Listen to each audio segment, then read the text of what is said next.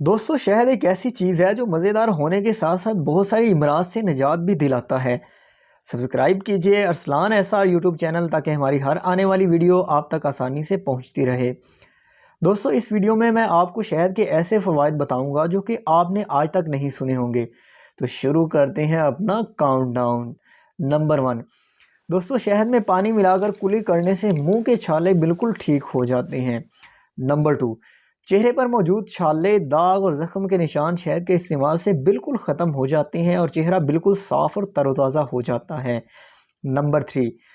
दोस्तों दांत में दर्द होने की सूरत में अगर रुई को शहद में भिगोकर दर्द वाली जगह पर रख दिया जाए तो दांत की दर्द बिल्कुल ख़त्म हो जाती है।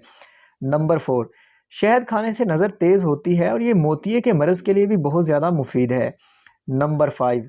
दोस्तों ऑयल में शहद मिलाकर बालों पर लगाने से बाल बहुत ज़्यादा लंबे और घने हो जाते हैं। दोस्तों उम्मीद है आज की वीडियो आप लोगों को पसंद आई होगी। हमारी वीडियो को लाइक करें, शेयर करें और हमारे चैनल को सब्सक्राइब करें।